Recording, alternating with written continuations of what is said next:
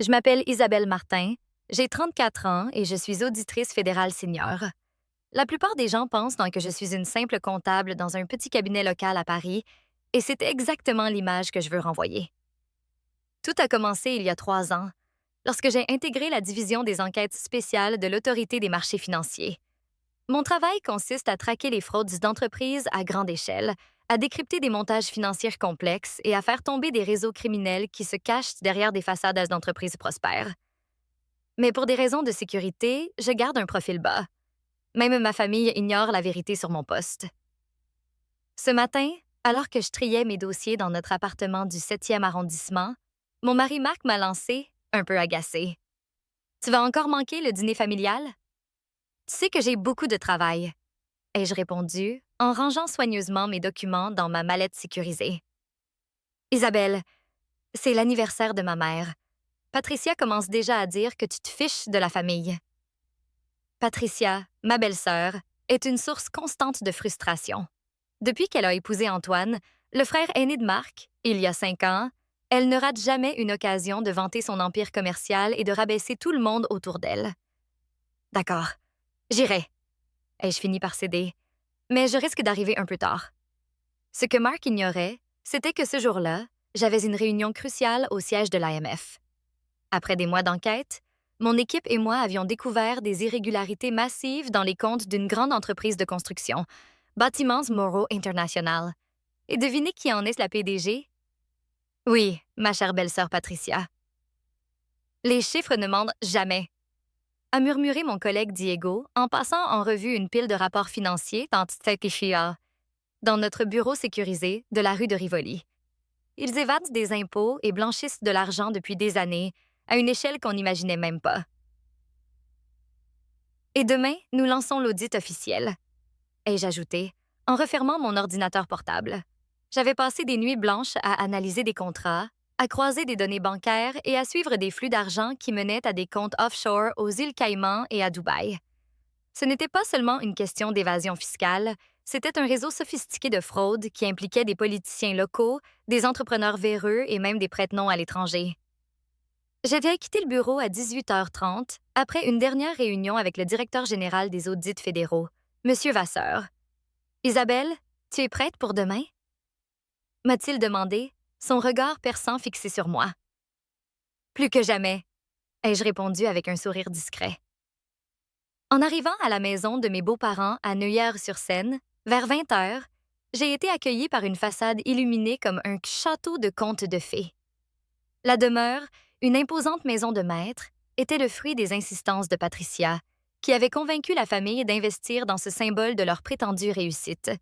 « Si, te voilà enfin! » s'est exclamée ma belle-mère Marie en m'enlaçant chaleureusement. « Patricia demandait après toi. » À peine entrée dans la salle à manger, j'ai senti une tension palpable. Patricia trônait en bout de table, vêtue d'une robe de créateur Chanel et parée de bijoux ostentatoires qui scintillaient sous les lustres. « Ah, regardez qui daigne nous honorer de sa présence, » a-t-elle lancé avec un sourire narquois. « Le travail dans ton petit bureau de comptabilité t'a retenu, Isabelle? » Quelque chose comme ça, ai-je répondu calmement, en prenant place à côté de Marc. Tu devrais demander un poste à Patricia, a suggéré mon beau-père, Gérard, avec un sourire bien intentionné. Son entreprise prospère à vue d'œil. Patricia a laissé échapper un rire moqueur. Désolée, mais chez Bâtiments Moreau International, nous avons besoin de vrais professionnels, pas de petites comptables de quartier. J'ai senti la main de Marc se crisper sur la mienne sous la table. Il détestait la manière dont son frère et Patricia se vantaient sans cesse, écrasant les autres avec leur prétendue supériorité. Vous savez, on vient de décrocher le contrat pour le nouveau centre commercial à la Défense, a continué Patricia, son ton dégoulinant de suffisance. 50 millions d'euros. Mais bien sûr, Isabelle, tu ne pourrais pas comprendre des chiffres aussi conséquents. Tu gères quoi? Les comptes de boulangerie et de salon de coiffure? J'ai retenu une réplique cinglante, préférant garder mon calme. Juste au moment où j'allais répondre, la sonnette a retenti. « On attend quelqu'un d'autre? » a demandé ma belle-mère, perplexe. « Ce doit être François, » a répondu Patricia avec une fierté non dissimulée. « Mon nouveau partenaire commercial, Je lui ai dit de nous rejoindre pour le dessert. La domestique a ouvert la porte et nous avons entendu des pas lourds approcher de la salle à manger. Mais quand la silhouette est apparue dans l'embrasure, ce n'était pas François. C'était mon patron, le directeur Vasseur, en costume sombre, son badge officiel discrètement épinglé à sa veste. Le visage de Patricia s'est décomposé. Elle le connaissait bien. Ils avaient eu plusieurs réunions où il avait subtilement évoqué la possibilité d'un audit de son entreprise. « Que fait-il ici? » a-t-elle chuchoté à Antoine, son mari. Vasseur a souri, ses yeux fixés sur moi. « Tu ne leur as rien dit, Isabelle, n'est-ce pas? » Un silence glacial s'est abattu sur la pièce. Patricia s'est levée d'un bond, sa voix tremblante de panique contenue. « Dire quoi? Ce n'est qu'une simple comptable? » a-t-elle lancé devant tout le monde, tentant de maintenir sa façade arrogante. Le directeur a élargi son sourire. « Simple? Isabelle est l'auditrice fédérale qui dirigera l'enquête sur votre entreprise dès demain matin. » Avec une lenteur calculée, j'ai sorti mon badge officiel de mon sac et l'ai posé sur la table en acajou.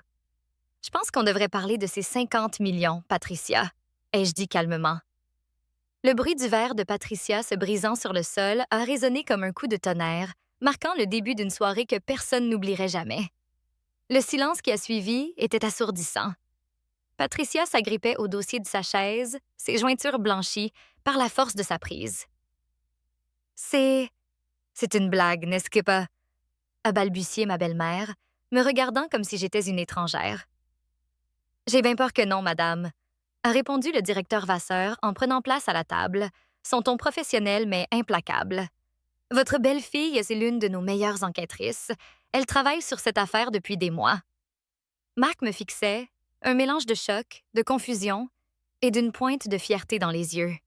« C'est pour ça que tu rentrais si tard tous les soirs, » a-t-il murmuré, presque pour lui-même. « C'est un conflit d'intérêts, » a crié Patricia, retrouvant un semblant de combativité. « Tu ne peux pas enquêter sur ta propre famille. » En réalité, ai-je dit en ouvrant ma mallette pour en sortir un dossier épais, c'est pourquoi je suis ici ce soir, pour t'informer que je me suis officiellement récusée de l'affaire. Le directeur Vasseur prendra personnellement la tête de l'enquête, qui commencera demain à la première heure. Le directeur a hoché la tête, son regard fixé sur Patricia. 50 millions pour le centre commercial de la Défense, n'est-ce pas? Ai-je repris, ma voix posée mais incisive. Pourquoi ne pas expliquer à tout le monde comment 30 millions supplémentaires ont disparu dans des contrats fantômes le mois dernier? Le visage de Patricia a viré au blanc spectral. « Je ne sais pas de quoi tu parles, » a-t-elle bredouillé, mais sa voix tremblait. « Vraiment? » ai-je continué, imperturbable. « Peut-être préférerais-tu expliquer pourquoi ton entreprise a déclaré des pertes l'an dernier, alors que tu achetais 3 propriétés à Londres, à Dubaï et à Monaco? »« Assez? » a rugi Antoine, se levant d'un bond, le visage rouge de colère. « Je ne permettrai pas que tu diffames cette ma femme. Votre femme blanchit de l'argent depuis des années, » a coupé Vasseur, sa voix tranchante comme une lame. « Et demain, nous le prouverons. » Patricia a laissé échapper un rire hystérique qui a fait frissonner l'Assemblée. « Des preuves? » »« Quelles preuves? Tout est parfaitement documenté, vous n'avez rien. »« Tu parles des documents dans ton bureau personnel à Neuilly? » ai-je demandé, me permettant un petit sourire. « Ou peut-être ceux que tu caches dans le coffre-fort derrière le tableau de monnaie dans ton bureau. » La fourchette de Patricia a heurté son assiette avec un bruit sec. « Comment? Tu te souviens? Il y a 3 mois, quand tu m'as demandé de vérifier ces ennuyeuses déclarations fiscales dans ton bureau? » ai-je poursuivi. « J'y ai passé 4 heures, pendant que tu paradais sur ton nouveau yacht à Saint-Tropez. »« Toi, bégaya-t-elle, incapable de formuler une phrase cohérente. « Oui, moi, » ai-je dit avec un calme glacial. La simple comptable qui, selon toi, ne comprenait rien aux gros chiffres. Mon beau-père, qui était resté silencieux jusque-là, a enfin pris la parole, sa voix tremblante. « Patricia, est-ce que vrai? »« Bien sûr que non, » a-t-elle crié, son masque de confiance commençant à se fissurer. « C'est une vengeance. Elle est jalouse de mon succès, de mon entreprise, de ma vie. » Le directeur Vasseur a sorti son téléphone et a appuyé sur une touche. La voix de Patricia a résonné dans la pièce, claire et arrogante. Calme-toi, François. Personne ne se doutera de rien. Les auditeurs sont aussi stupides que d'habitude. Un silence de mort a suivi. Nous avons des centaines d'heures d'enregistrement comme celui-ci, a déclaré Vasseur. Et demain, nous aurons tous les documents physiques. Patricia s'est levée brusquement, ses talons claquant sur le parquet alors qu'elle se dirigeait vers la sortie. Mes 2 agents fédéraux, postés discrètement à l'entrée, lui ont barré la route. « Où vas-tu, belle-sœur? » ai-je demandé, ma voix teintée d'une pointe d'ironie. « Tu ne voulais pas continuer à te vanter de ton empire? » Ce qui a suivi était un chaos pur. Patricia a tenté de s'enfuir par la porte de service, renversant une chaise dans sa course. Antoine criait qu'il allait appeler ses avocats, tandis que ma belle-mère sanglotait, incapable de comprendre ce qui se passait. Mon beau-père, lui, fixait le sol, comme s'il essayait de recomposer le puzzle de cette trahison. Les agents ont encerclé la maison, a annoncé Vasseur, sa voix toujours aussi calme. Je suggère à tout le monde de rester assis pendant que nous procédons à l'ordre d'arrestation. Arrestation? A hurlé Patricia, sa voix stridente. Vous ne pouvez pas m'arrêter? Je suis Patricia Moreau, PDG de Bâtiment Moreau International. Exactement, ai-je répondu en me levant, mon badge toujours posé sur la table. Patricia Moreau, vous êtes en état d'arrestation pour évasion fiscale, blanchiment d'argent et fraude d'entreprise. Alors que les agents lui passaient les menottes, Patricia m'a lancé un regard chargé de haine pure. Tu as détruit ma vie, Isabelle. Non, Patricia, ai-je répondu, ma voix ferme mais sans colère. Tu as détruit ta vie quand tu as décidé que les lois ne s'appliquaient pas à toi. Marc s'est approché, prenant ma main dans la sienne. « Pourquoi ne m'as-tu jamais rien dit? » a-t-il murmuré, encore sous le choc. « C'était confidentiel, » ai-je répondu doucement. Et pour être honnête, c'était plus sûr que personne ne sache. « Et Antoine? » a-t-il demandé, la voix tremblante. « Il sera aussi enquêté, » ai-je confirmé, posant une main réconfortante sur son bras. « Je suis désolée, Marc. » Le dîner familial, censé célébrer l'anniversaire de ma belle-mère, s'était transformé en une scène digne d'un thriller. Alors que les agents escortaient Patricia hors de la maison, ses cris résonnaient encore dans l'allée gravillonnée. Ma belle-mère pleurait dans les bras de mon beau-père, qui semblait perdu dans ses pensées. Marc, lui, me regardait avec un mélange de respect et d'incrédulité. « Demain sera une longue journée, » a déclaré Vasseur en se levant. « Les auditeurs arriveront à 8 heures précises. » Patricia, déjà dans la voiture de police, a crié une dernière fois par la fenêtre. « Tu le regretteras, Isabelle. » J'ai souri, sans répondre. « Non, belle-sœur, » ai-je pensé. « Le seul regret ici sera le tien. » Les semaines qui ont suivi ont été un véritable tourbillon, secouant non seulement ma famille, mais toute la capitale. Le lendemain matin, les gros titres des journaux parisiens hurlaient. Bâtiment Moreau International sous enquête fédérale.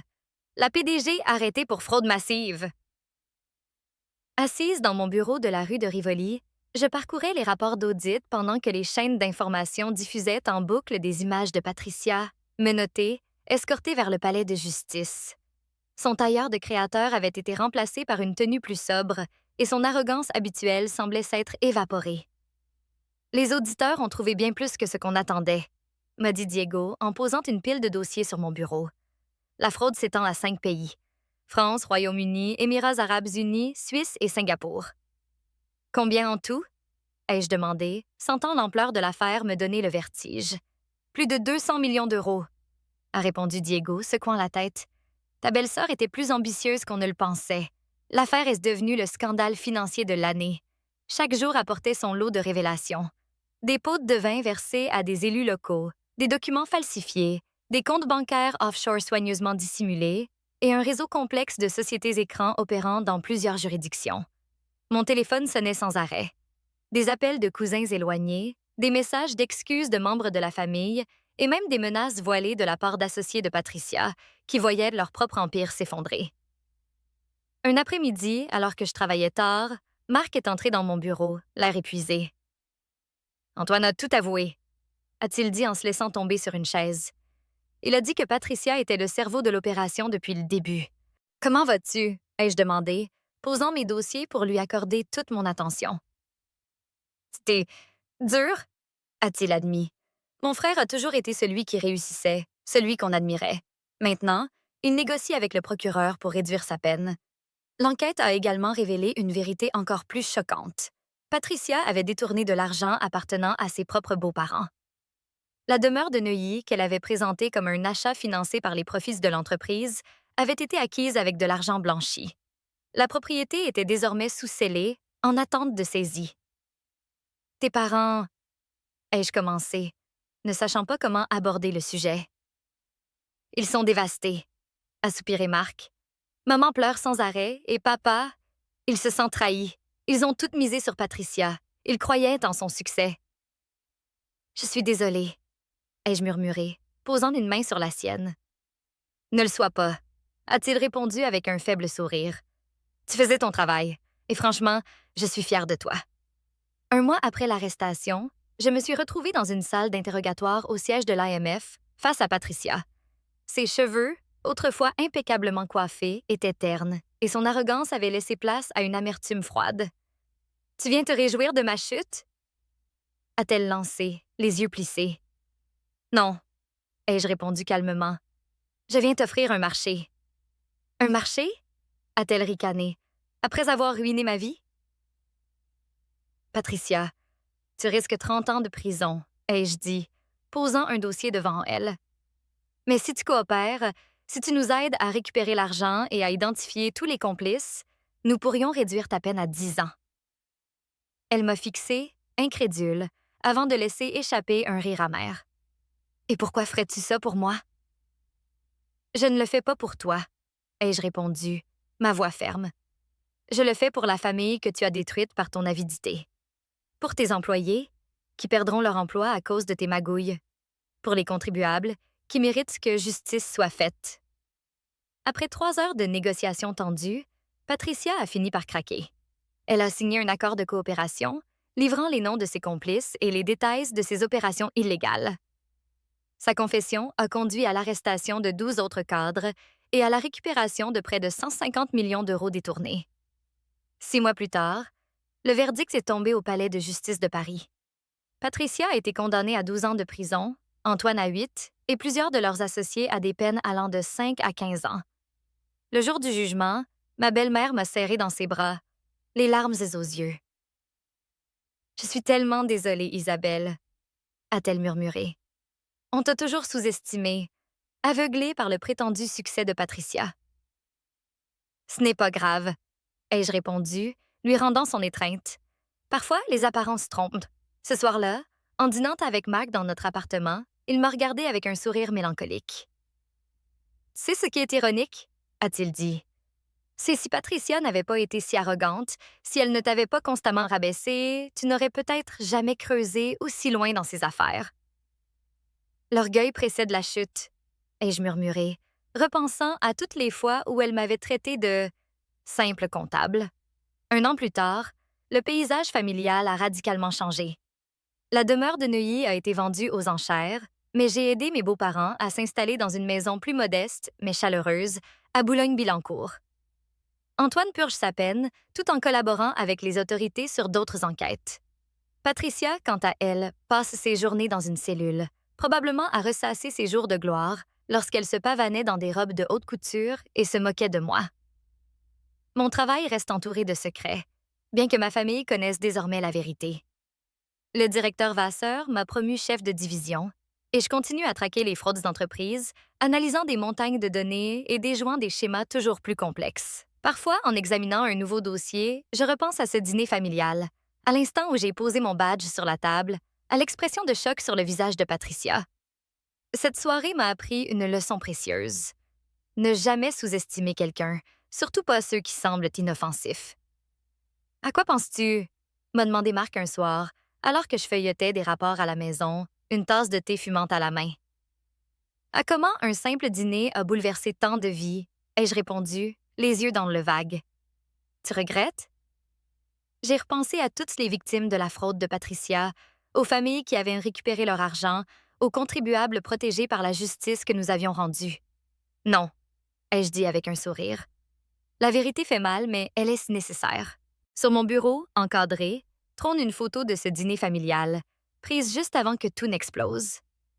Patricia y sourit avec son arrogance habituelle, ignorant que son empire de mensonges était sur le point de s'écrouler. Cette photo est un rappel constant. La justice, bien que lente, finit toujours par arriver, parfois sous les traits d'une simple comptable.